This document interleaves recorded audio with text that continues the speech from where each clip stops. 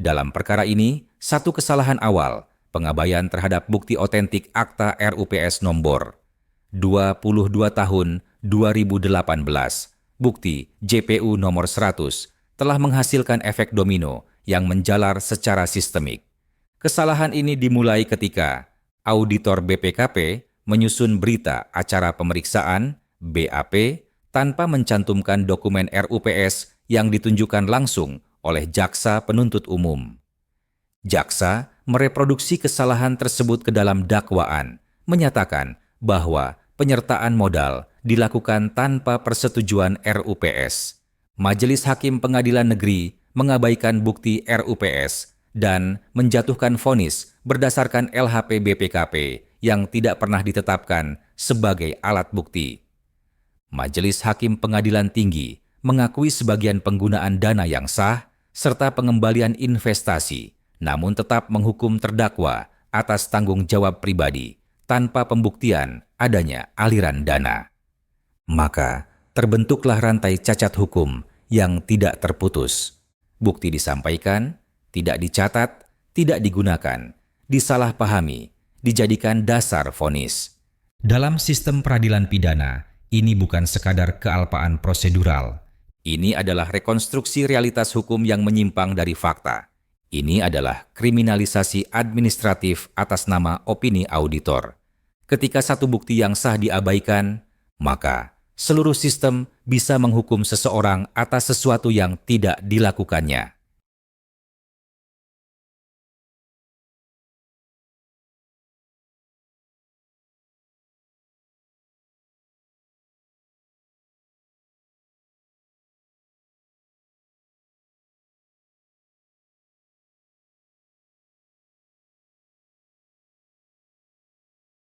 Di tengah kelemahan bukti dan kontradiksi fakta yang terungkap di persidangan, Majelis Hakim tetap memutus perkara ini berdasarkan Pasal 3 Undang-Undang Tindak Pidana Korupsi yang mensyaratkan setiap orang yang dengan tujuan menguntungkan diri sendiri atau orang lain atau suatu korporasi menyalahgunakan kewenangan, kesempatan, atau sarana yang ada padanya karena jabatan atau kedudukan yang dapat merugikan keuangan negara atau perekonomian negara.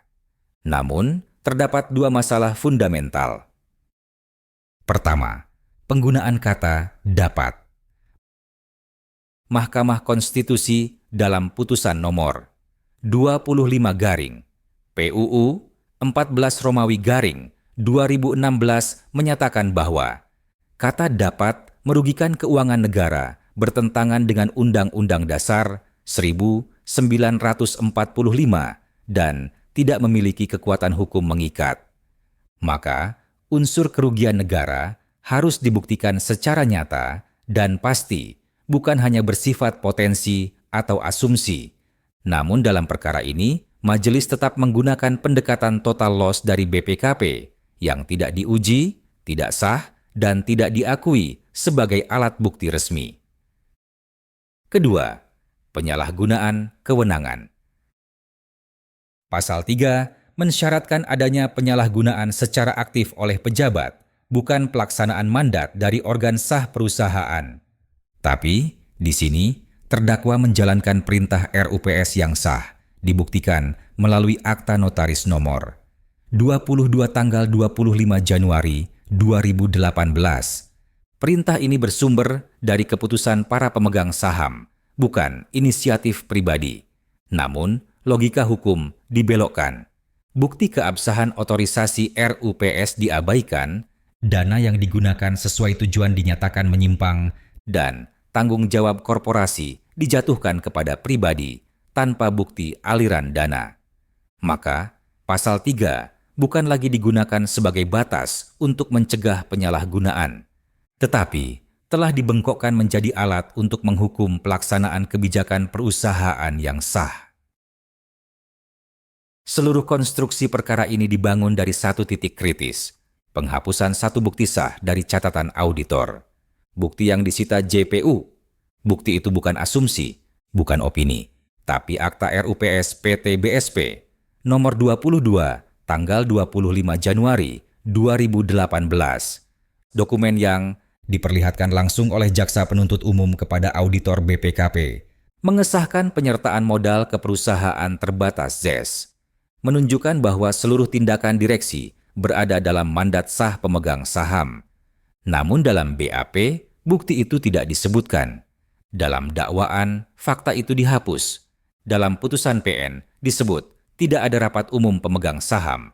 Dalam putusan PT, dinyatakan tidak terbukti menerima aliran dana, tapi tetap dihukum. Maka, terbentuklah rangkaian vonis yang bukan lahir dari kebenaran, tetapi dari pengaburan. Ini bukan sekadar pelanggaran prosedur, bukan sekadar salah kutip. Ini adalah rekayasa hukum diam-diam yang memindahkan tanggung jawab korporasi ke pundak satu orang. Dan ketika itu terjadi, kita tidak lagi berbicara tentang kesalahan administratif, tapi tentang kriminalisasi struktural. Satu bukti yang dihapus cukup untuk menyingkirkan kebenaran dan mengorbankan satu orang atas nama keadilan semu.